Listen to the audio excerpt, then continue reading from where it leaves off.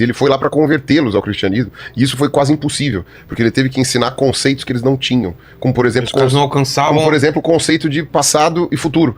Não tinha uma noção de passado de longo prazo e futuro de longo prazo. É muito difícil também a gente traduzir ideias de um povo para outro, né? Então, por exemplo, tal povo tem um Deus, né? A ideia de Deus, ela não surge assim do nada, ela é algo que se desenvolve historicamente, né? As pessoas vão vivendo, vão pensando, vão tentando organizar a realidade, que é um caos absoluto diante dos nossos olhos. E aí você vai dando nome pra isso. Ah, isso aqui é planta, isso aqui é animal. Mas tem animais diferentes, tem plantas muito diferentes, uma das outras que a gente chama de planta. A gente vem criando essas categorias mentais, conceitos que são arbitrários, para tentar organizar a realidade. Eles não conheciam certos conceitos. Entendi. Na tentativa de ensinar esses conceitos para esses indígenas, ele foi começando a questionar os próprios conceitos. Falar de mitos de criação, tem um povo que foi estudado por um missionário que depois virou um estudioso de religiões, tem até um documentário sobre isso. Eu não vou lembrar o nome do missionário, mas eu lembro o nome do povo. É um povo que vive, acho que em alguma região ali do sul do Amazonas, do estado do Amazonas, que são os povos Piranhã. Né? E esse povo Piranhã não possui um mito de criação. Não? Não. Também não dá para dizer que eles são ateus. Uma coisa não tem nada a ver com a outra, né? Você pode acreditar no transcendente sem acreditar que houve uma criação.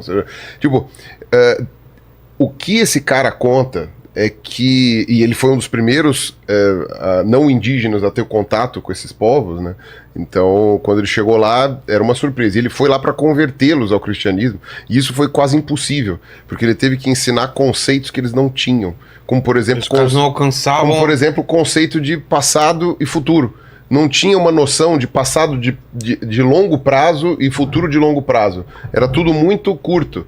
E isso se traduzia na linguagem deles. Eles não tinham palavras para usar para que ele pudesse ensinar o cristianismo para eles. Eles não conheciam certos conceitos. Entendi. Na tentativa de ensinar esses conceitos para esses indígenas, ele foi começando a questionar os próprios conceitos, porque os indígenas, por não terem, ele falou, mas por quê? Porque são questionamentos que a gente não faz. Né? Os indígenas começaram a falar, tá bom, tô entendendo isso daí, mas por quê? Entendeu? E aí o cara começou a questionar. No final das contas, ele deixou de ser um missionário, parou de tentar converter os Piranhã e passou a tentar espalhar a ideia dos Piranhã, né, não como conversão, mas como algo antropológico, e ele acabou virando um antropólogo. Mas então essa história é muito interessante. E eles têm, sim, algumas crenças do transcendente, por exemplo, nessa questão de espiritualidade humana em coisas não humanas. Então, tipo, em plantas, em animais, de alguns espíritos ou almas, ou qualquer coisa, não sei como seria, né, um termo que eles vêm à noite, ou coisas assim. Então teria ali um ânima em coisas não animadas ali, mas eles não têm essa noção de criação. E isso é muito interessante, porque até onde a gente sabe, até hoje talvez o único, ou um dos únicos povos que não se preocuparam com isso. Mas não é nem porque eles diziam que o mundo não foi criado, é porque eles literalmente estavam cagando pra isso. Tipo, não interessa, não nos importa isso. Né? Que é louco, né? A gente não tem muito essa coisa. Então é só pra dizer que existe. Mas é engraçado, porque ele substituir isso por outro tipo de crença? Pelo agora, pelo... Eles têm as crenças nessas entidades quaisquer ali, tipo que trovão. Nem são... não é nem trovão, mas seriam como se fossem espíritos, almas que estão presentes em algumas coisas, elas seriam humanizadas, mas eles não... nem pra isso eles ligam muito. Sabe, pelo que eu tinha lido nessa coisa, porque eu não li o livro inteiro do cara, mas eu vi algumas entrevistas, vi algumas participações dele na internet, e basicamente o que ele fala é isso. Nem isso eles se preocupam muito. E ele tá direto no Brasil, né? Porque são povos brasileiros, então esse cara fala português, tal, não sei o que, tem tudo isso daí. Mas o louco é isso, ele falou, eles não se importam tanto. A vida pra eles é mais importante. A vida, assim, sabe, o tete a tete, conversar com as pessoas, o que tá acontecendo, arrumar comida, fazer coisa. Então eles são um povo muito mais prático.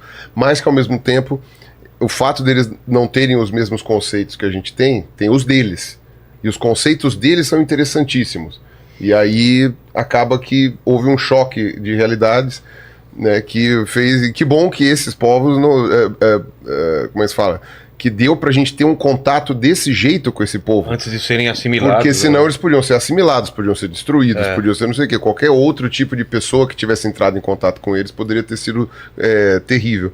Né? Que bom que houve esse sujeito aí que entrou em contato com eles e que depois se preocupou em preservá-los. Então, aparentemente, hoje os Piranhã ainda estão assim, sabe? Talvez agora alguns deles falem português e já consigam fazer uma comunicação mais direta, mas aparentemente os Piranhã ainda estão desse jeito, né? Esse contato cultural é muito difícil também da gente traduzir ideias de um povo para outro, né? Então, por exemplo, tal povo tem um Deus, né?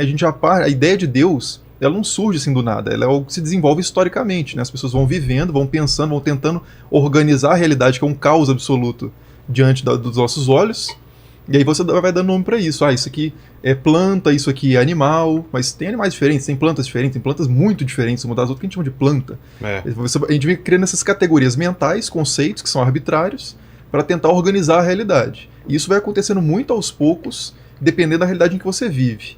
Imagina duas populações fazendo essa coisa independentemente, criando soluções conceituais muito diferentes para lidar com a vida, com as coisas. Quando elas se encontram, não é traduzir uma palavra para outra, não existem essas correspondências perfeitas de uma palavra para outra. Você tem que traduzir a cultura inteira, né? Então é até difícil assim, saber exatamente o que certos povos acreditam, como que eles percebem por essa questão de tempo. Pô, como é que a gente consegue pensar o tempo de uma forma diferente da forma que a gente pensa? É quase tentar imaginar uma cor que a gente nunca viu. Né? É uma coisa, um esforço de imaginação. Como que seria ser um morcego? Né? Sei lá, são esforços de imaginação que são tão complicados, né? Porque a gente está com o nosso aparato conceitual, ele é limitado. Né? A gente não lida com a realidade, isso tem muito a ver com a história das religiões e com a ciência da religião em geral, que a gente nunca lida com a realidade tal como ela é. A gente lida com a realidade tal como a gente a experimenta. Entendi. Tal como ela se aparece para nós e é interpretada por nós. Então, as religiões, inclusive, fazem parte desse processo, né? Tem uma ideia, inclusive, na história das religiões, que é de que, até o do Marx, né? Do famoso Marx, Karl Marx, que é a ideia de que os deuses, ele escreve isso num texto, né? Que é a ideia de que os deuses existiram, todos os deuses existiram e existem. Mas não no sentido de que o Marx era um materialista ateu ferrenho, né? Por isso que eu estou citando aqui. Mas ele falava isso em qual sentido? No sentido de que eles têm uma existência a partir do momento em que, se eu acredito num Deus, eu ajo de forma diferente. Eu experimento a realidade de forma diferente. Eu vejo um trovão, se é o caso da religião, o trovão é a manifestação de um Deus, eu vejo o trovão e eu ajoelho. Eu vejo um trovão e eu faço um sacrifício. Então, a crença, por mais que ela não tenha uma correspondência com algo objetivo na realidade, ela é real e objetiva nas suas consequências, né?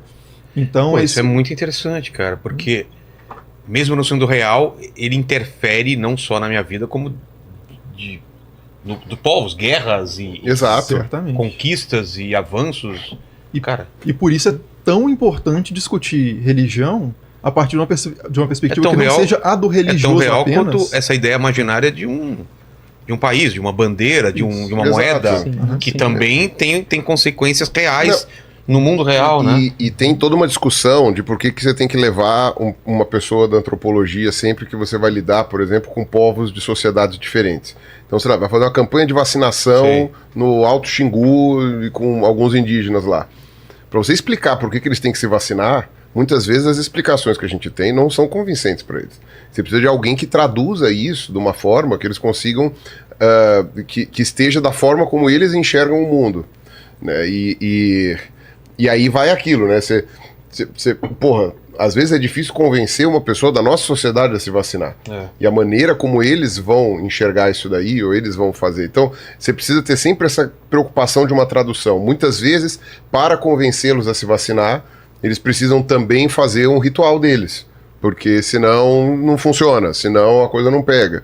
Antes de você levar para o hospital alguém que está doente, precisa fazer também uma cerimônia, porque senão não vai funcionar nada, sabe? Então, tem toda essa questão do contato que precisa ser pensado com uma certa delicadeza.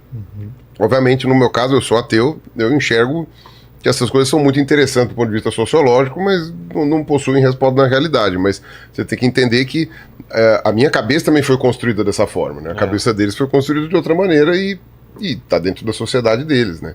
A gente está falando de povos que se separaram do resto da humanidade, o que é 30 mil anos, que está agora a contagem da chegada dos indígenas aqui. Então, tipo, né, foi um choque um pouco demorado, né, que aconteceu. E são só 500 anos de integração, que é muito pouco, né, se você for pegar. E esse ponto também que o Henrique colocou sobre a religião moldar realmente as atitudes das pessoas, é que até aquelas pessoas que têm interesse em aprender história ou fazer uma faculdade de história, uma coisa que elas devem ter em mente é que a religião é necessária de se estudar história de qualquer forma. Porque sem religião a gente não consegue entender a história. Então é necessário compreender cristianismo, judaísmo, o islã, o hinduísmo, todas as religiões se a gente quer entender a história de forma geral. Esse é o Espaço em Cenas. Se você gostou do conteúdo, não se esqueça de deixar o seu like e se inscrever. E se você quiser continuar se informando, assista o próximo vídeo que está aparecendo aqui na tela.